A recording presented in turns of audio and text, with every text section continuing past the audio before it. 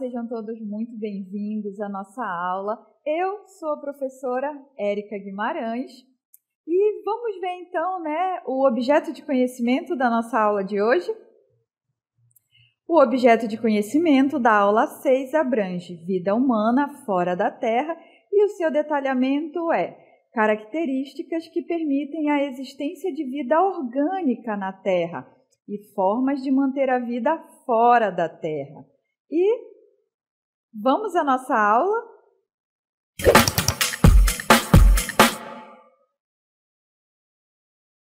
Então, olha aqui o que a gente está visualizando, o nosso lindo planeta Terra.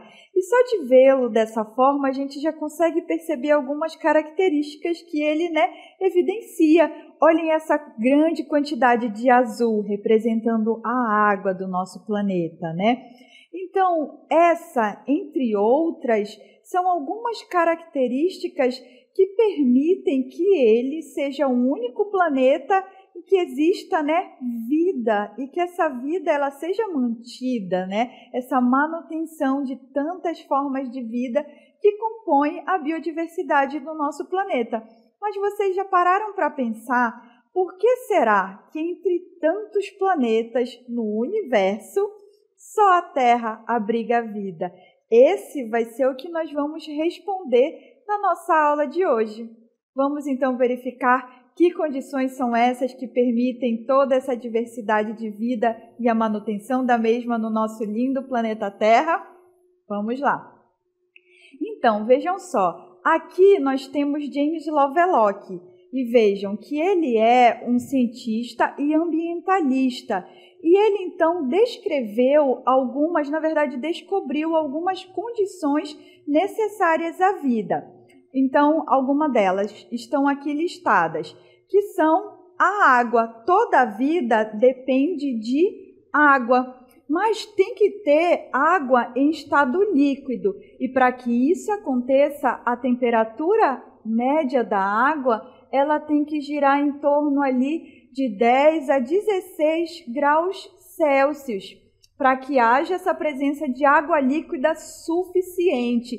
E essa temperatura ela tem se mantido há cerca de 3,5 milhões de anos, possibilitando aí então a existência de vida no nosso planeta, como nós conseguimos visualizar aí a exemplo da árvore brotando aí no nosso lindo planeta. Além disso, as células elas dependem de um nível constante de salinidade. E esse nível tem que ser, vejam só, cerca de 3,4%. Por quê? Níveis de 5%, acima de 5% de salinidade na água dos oceanos, as células não conseguem sobreviver. E a salinidade dos oceanos tem se mantido nesse valor de 3,4%. Outra característica que permite a vida é a presença do oxigênio.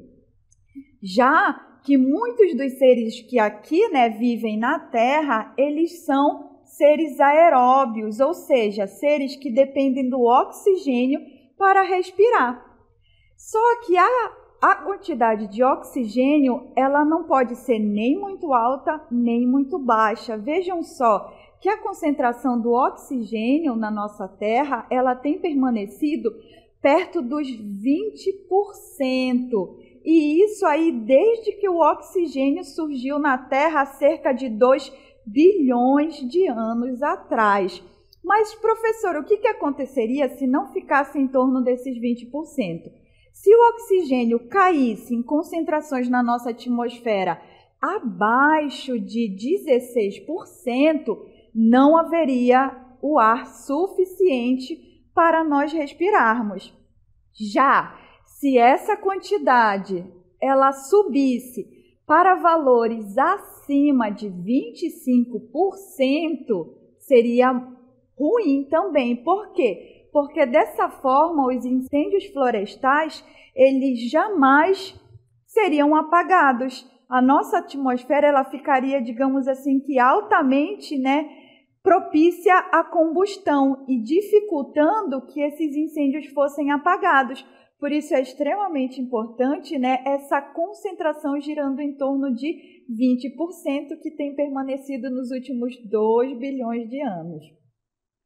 Dentre outras características que a nossa Terra, vejam só, evidencia, vamos listá-las, né? Essa Terra, ela apresenta, além dessas características que a gente acabou de visualizar, outras características únicas, que são responsáveis pela incidência de uma ampla variedade de vida e das mais diferentes formas, com incríveis variações metabólicas, que são as variações de como elas funcionam relacionadas ao seu metabolismo, uma grande variedade, então, né, de formas e adaptações que essas formas de vida elas apresentam, né, para viverem nos diferentes locais que existem na nossa Terra. Mas, afinal, quais são, né, todas essas características, professoras? Vamos acompanhar elas? Uma dessas características que permitem a existência de vida na Terra é a posição da Terra no sistema solar. Por quê? Ela se encontra, vejam vocês, numa posição ideal. Essa região é chamada de zona habitável. Vocês estão conseguindo visualizar como se fosse um disco aí na imagem, representando essa zona habitável? Ela também pode ser chamada de zona de Goldilocks, que seria zona de caixinhos dourados, representando uma zona ideal para aí, né, que haja a existência de vida, possibilitando todas as características necessárias para que a vida tenha surgido e para que a vida se mantenha. Essa linha, nessa zona, ela representa uma faixa ao redor de uma estrela, onde as condições elas são ideais para a existência de água líquida, que é um dos principais ingredientes para a vida como a conhecemos. Essa zona ela é determinada pela distância do planeta em relação ao Sol. Ela é próxima o suficiente para que a água ela não congele permanentemente e distante o suficiente para que não evapore devido ao calor excessivo. Vamos visualizar um pouquinho mais sobre essa zona habitável, né? Então vejam vocês que a nossa Terra ela fica numa posição singular, que é a chamada zona habitável. Olha aí essa faixa delimitando então nossa zona habitável, em que apenas o planeta Terra, vejam só, ele está localizado. Olha a nossa Terra no centro da zona habitável.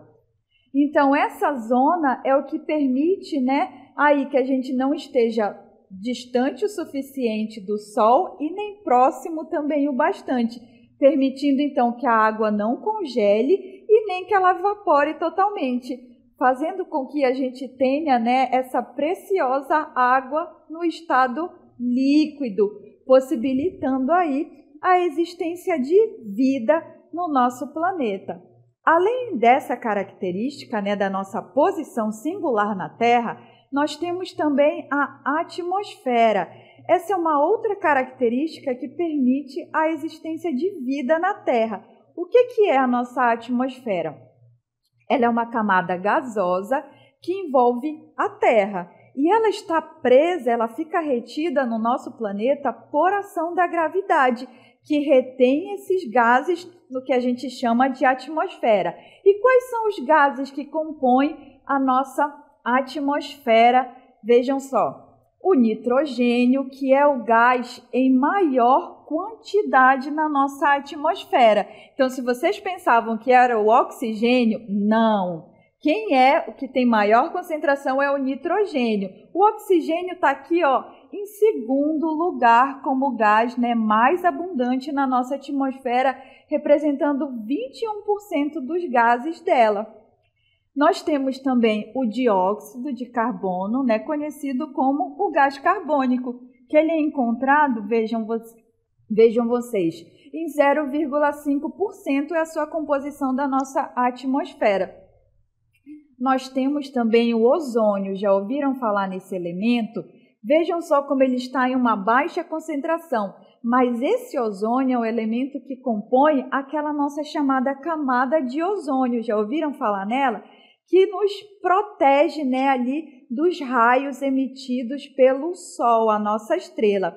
A camada de ozônio, ela está localizada em dos níveis da atmosfera, chamado de estratosfera. E essa camada, ela absorve a maior parte da radiação ultravioleta que é nociva do Sol, ou seja, que é prejudicial para os seres vivos. Assim como ela retém essa grande parte, só chega alguma parte bem pequena dela na nossa superfície terrestre. E dessa forma, essa camada de ozônio, ela protege os seres vivos de danos genéticos, ou seja, danos que vão estar ali, né, sendo ocasionados no DNA desses seres vivos, prejudicando assim a expressão dos genes deles, que podem ocasionar doenças, entre outras coisas. E também essa radiação pode causar, né, outras consequências negativas, causando aí doenças nos seres vivos. A outra característica, né, que faz da Terra um planeta especial, como nós falamos, é a presença de água, mas não só água no estado líquido, como nós já vimos, mas a água presente nos 3 estados dela, que é a água líquida. Essa água, ela se faz essencial para as reações químicas, né? Então, várias reações ocorrem em meio líquido. Vejam só, o nosso sangue, por exemplo, é composto em sua maior parte, né, 50% dele, por plasma, que é a parte líquida do sangue. E o nosso plasma, que compõe grande parte do sangue, ele é formado quase 90%, ou seja, em sua totalidade, de água. E ele é um meio que circula, por exemplo, vejam vocês, no nosso corpo, levando aí nutrientes, entre outros minerais. O que também? Água no estado sólido, que vai contribuir para a regulação do clima global, que são aqueles estados que a gente vê em locais mais frios, por exemplo, nos polos ou no topo de montanhas, em que a água ela está sendo encontrada, né, na sua forma ali de gelo, de neve, ou seja, a sua forma, né, em estado sólido. E nós temos também a água encontrada na forma de vapor, que tem um papel crucial no ciclo hidrológico do nosso planeta. Vamos ver um pouquinho sobre esse composto tão especial que permite a existência de vida na nossa Terra? Vejam só então aqui a representação da molécula de água, o nosso famoso H2, ou seja, 2, né, moléculas de hidrogênio e uma de oxigênio, o nosso H2O aqui representado. Algumas características que essa molécula ela exibe e que a tornam tão especial, por exemplo, é a dissolução de substâncias, pois a água ela pode dissolver uma ampla gama de substâncias, facilitando reações químicas e o transporte de nutrientes e resíduos. Como eu falei para vocês, né, que ela é encontrada em uma grande porção do nosso sangue, bem como ela ajuda na eliminação de resíduos metabólicos, compondo aí grande parte da nossa urina também, por exemplo. Outra característica da água é a sua capacidade de coesão e adesão. O que significa? Que as ligações de hidrogênio que a compõem permitem que a água ela tenha alta coesão. Significa que a sua atração entre moléculas de água. Então, essas moléculas elas atraem umas às outras. Já a sua capacidade de adesão é a atração entre as moléculas de águas e outros compostos.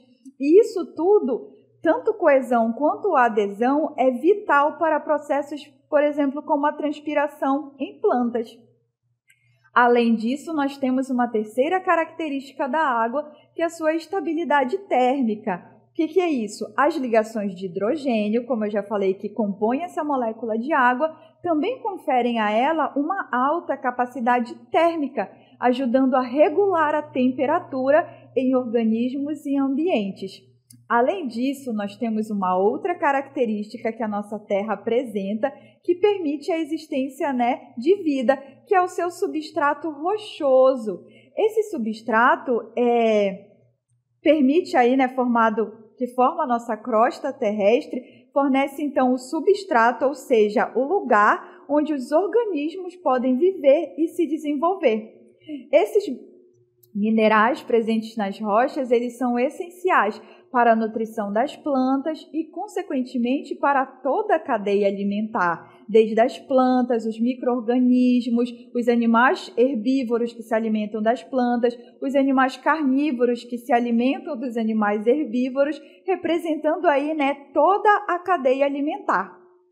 Esse substrato rochoso, também chamado de crosta terrestre, ele é vital para a existência da vida na Terra, pois serve como base para o solo, onde as plantas crescem e de onde obtém os nutrientes essenciais para o seu desenvolvimento. Além disso, esse substrato rochoso regula o ciclo da água, permitindo a infiltração e o armazenamento de água subterrânea, que é uma importante fonte de água doce para muitos seres vivos, e também abriga reservas de fósseis, combustíveis e minerais, que têm sido cruciais para o desenvolvimento da civilização humana. Além dessa característica da crosta terrestre, nós temos aí um campo magnético que é exibido, que a nossa Terra ela tem. E esse campo magnético ele é gerado pelo movimento do núcleo de ferro líquido da nossa Terra, que desvia as partículas carregadas do vento solar. Vejam só na nossa imagem que nós temos o Sol, e o Sol ele emite então, como se fossem, tem algumas erupções, que são essas explosões que ocorrem no Sol, emitindo o que a gente chama de ventos solares. Vejam só aqui, como está se projetando esse vento solar aqui. E ao fazer isso, ele emite, partículas que vão então chegar ali próximo do nosso planeta, só que elas não são atingidas, a nossa superfície não é atingida justamente por conta do nosso campo magnético. Vocês estão conseguindo visualizar essas linhas azuis que estão se projetando a partir dos polos da nossa Terra? Então, esse campo magnético, vejam só, ele exercendo essa barreira aqui, protegendo então desse vento solar, protegendo então as formas de vida na Terra. Esse campo magnético ele age como um escudo, desviando essas partículas carregadas do vento solar e radiações cósmicas que, sem essa barreira, poderiam destruir a atmosfera e tornar a superfície inabitável. Além disso, o campo magnético ele é responsável pela orientação de bússolas, o que tem sido fundamental para a navegação ao longo da história.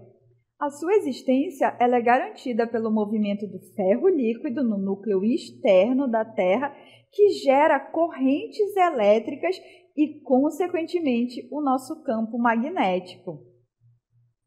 Além do nosso campo magnético, nós temos ainda a força gravitacional, que mantém tudo, incluindo a nossa atmosfera, os oceanos e seres vivos presos ao nosso planeta.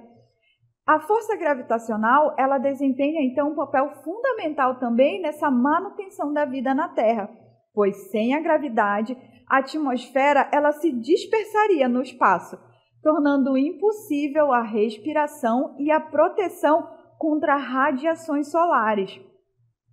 Ela também mantém a água nos oceanos e rios, possibilitando assim o ciclo da água, que é essencial para todos os seres vivos.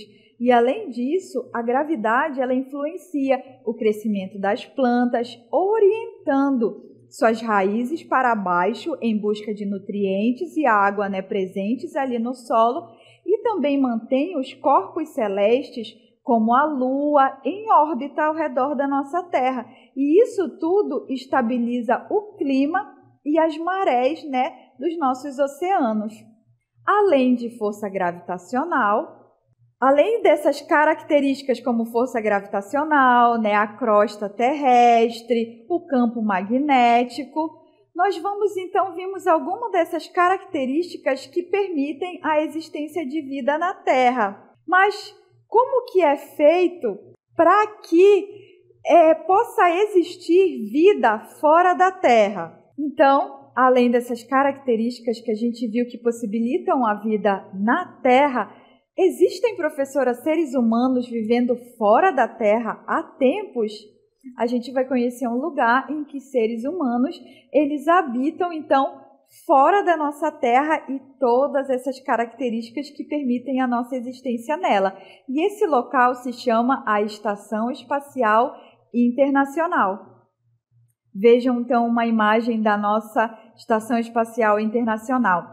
Ela também pode ser conhecida pela sigla ISS, e ela é um laboratório de pesquisa que está em órbita terrestre, ou seja, está ali circulando a nossa Terra. E ela é resultado de uma colaboração entre várias agências espaciais e serve como um centro para experimentos científicos em microgravidade, permitindo estudos que não seriam possíveis na Terra, como pesquisas em biologia, física, medicina e tecnologia.